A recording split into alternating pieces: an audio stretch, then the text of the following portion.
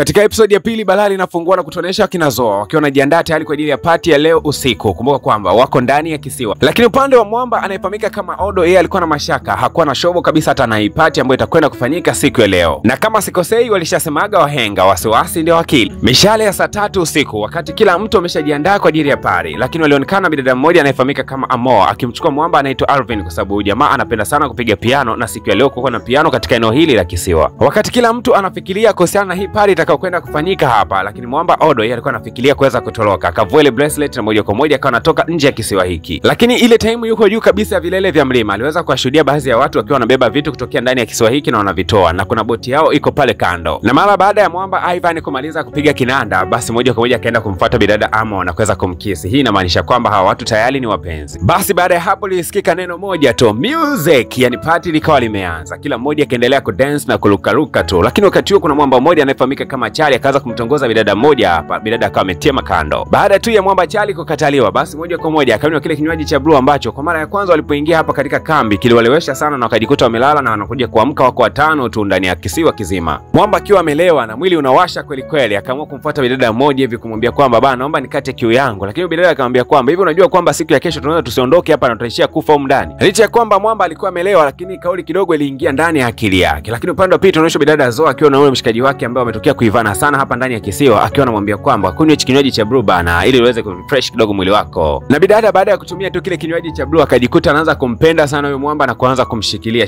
hivi kana kwamba anataka wanjingi njenge. Lakini pia upande wa Mwamba Ivan na bidada Amoa nao walikuwa wametoka kidogo kuelekea kando kidogo ya bahari, na huku wakaanza kuambiana maneno mazuri kwamba wanatokea kupendana tu, basi wakaanza kukisi. Lakini wakati wote huo Mwamba Odo alikuwa akiwatazama tu na kutaka kuwabuguza. Sasa Mwamba Odo kuteka ile boti akaona kwamba akiwa peke yake ni uongo, ikabidi kumshirikisha mshikaji wake ambaye anafahamika kama Charlie. Sasa kwa sababu Charlie alikuwa amekunywa kile kinywaji ameelewa sana, hamsikii kabisa Mwamba anachokisema. Basi Mwamba Odo akawaza ni mshikaji yupi wa karibu ambaye anaweza kumshirikisha mchongo huu na anaweza kufanikiwa kuchomoka hapa. Akaona kwamba amshirikishe bidada Afrika, lakini kwa bahati mbaya bidada Afrika wakati huo alikuwa anapelekwa katika eneo fulani hivi la kipekee sana hapa ndani ya kisiwa. Na kumbe bidada alikuwa amechukuliwa na yule mwanamke kiongozi wa eneo hili anayefahamika kama Astrid. Akaanza kumwambia bidada kwamba mimi nimewaleta katika ulimwengu huu ili kuwatenga na ulimwengu wa duniani, na huku kama mkiniheshimu tu basi mtaishi vizuri mpaka mtapenda. Huku pande wa pili Mwamba Odo akaona kwamba akiendelea kusuasua hapa mwisho wa siku atakufa siku ya kesho. Akaogelea mpaka kuifikia ile boti, na alipoweza kuipanda hii boti inaonekana pamekucha mapema na alfajiri. Yule mwanamke alikuwa amemzuia na gari yake na kumwambia kwamba hutaki kabisa kuzurura katika maeneo haya ya kisiwa, ndio aliweza kujitokeza katika maeneo haya. Na mkononi mwake alikuwa ameshika kitu mfananio wa sindano hivi, akamwekea Mwamba katika eneo la kichwa. Alipoweza kuigusa tu ile sindano ikaonekana tundu katika kichwa cha Mwamba na jamaa tayari akapoteza maisha. Huyu ni mtu wa kwanza kufa ndani ya kisiwa. Hebu bwana, sasa kumbe yule bidada Judy rafiki wa bidada Zoa tuliyekuwa anajua kwamba huenda amerudishwa huko duniani kawaida, kumbe bana yupo ndani ya kisiwa hiki kina alikuwa anakimbia na huko ana makovu katika maeneo yake ya mguu. Lakini kuna Mwamba mmoja akaweza kufanikiwa kumkuta. Huyu jamaa alipoweza kumkuta bidada wala kuwa na maswali mengi, akawa amempaka rangi fani hivi katika mikono, na kaonekana yule bidada anayetembea na sindano akaweza kumgusa nayo kichwani, likatokea bonge la tundu, bidada akawa mpoteza maisha. Kwa hiyo hii inamaanisha kwamba wale washiriki wote 100 huenda wako ndani ya hichi kisiwa. Hasa mapema na alfajiri bidada Zoa anaamka tu anakumbuka momenti nzuri alizoweza kuzipitia siku ya jana na yule Mwamba Nicholas, na bila shaka walienda hatua ya mbele zaidi. Siku ya jana hiyo alimwahidi Mwamba kwamba atakwenda kuondoka, lakini anaahidi kwamba siku moja atakuja kurudi katika kisiwa hiki kwa sababu ya penzi lake ta. Ikabidi basi kumfuata Charlie kumwambia kwamba bana, mapema na alfajiri hii mweza kutimba, boti itakuja hapa, tunakiwa tuondoke, si unajua Lakini alipokuwa anaelekea nyumbani kwa Mwamba Odo alipokuwa anakaa, rafiki yake anafahamika kama Feni akasema kwamba Mwamba hakuonekana kutokea jana usiku mpaka dakika hii sijamuona hapo Odo. Lakini pia kila kitu ambacho Mwamba Odo alikuwa anakimiliki kinaonekana pia na chenyewe kuweza kutoweka. Basi moja kwa moja ikabidi kumfuata kiongozi wa ulinzi anayefahamika kama Ruiz, lakini walipoweza kumshirikisha tu habari hizi, jamaa alionekana kuwa sura yake ilibadilika sana na akaahidi kwenda kutoa ushirikiano kwa viongozi. Lakini Mwamba Charlie akawa anamkumbusha bidada Zoa kwamba siku ya jana nilikuwa naongea na Odo, alisema kwamba anataka kutoroka katika eneo hili la kisiwa, lakini alikuwa na wasiwasi sana kwa kuhofia kwamba huenda angekuja kuuliwa hapa ndani ya kisiwa. Sasa wakati huo Luis alikuwa ametimba kwa huyu kiongozi mkuu anayefahamika kama Athlete na kuanza kumwambia kwamba Odo anaonekana amepotea. Basi haraka sana huyu kiongozi akasema haraka sana ngoja kwanza nimtafute huyu mtu. Na huku upande wa pili wazee wa penzi jipya na wenyewe limenoga kweli kweli, anamjali sasa hivi bidada amegundua kwamba bidada siku leo yuko tofauti. Akamuuliza shida nini, bidada akasema kwamba Mwamba Odo ameweza kutoweka katika kisiwa hiki, lakini inaonekana kwamba alikuwa na mpango wa kuweza kutoroka siku ya jana. Basi Mwamba Nicholas akapokea jambo hilo na akamsihi bidada asichanganyikiwe na wala asiwe na mawazo. Yeye atakwenda kuunganisha kikundi cha utafiti, watakwenda kutafiti na kugundua kwamba wapi Mwamba alipoelekea. Lakini akamsihi bidada tena kwamba usidiscuss jambo hili na mtu mwingine yeyote nje ya mimi. Lakini yule bidada roommate wa Mwamba Odo alikuwa akimtafuta jamaa na huku akimfuata Luis na kumwambia kwa ishara kwamba naomba tusaidiane tumtafute Odo, naamini kabisa yuko katika kisiwa hiki. Basi bana mwisho wa siku yeye pamoja na Luis wakawa wamekubaliana kuweza kumteka mlinzi mmoja na kuweza kumwibia kadi yake ili moja kwa moja waweze kuitumia kadi hiyo kwenda kuingia katika vyumba na kuweza kukagua je wapi ni mwamba alikoelekea.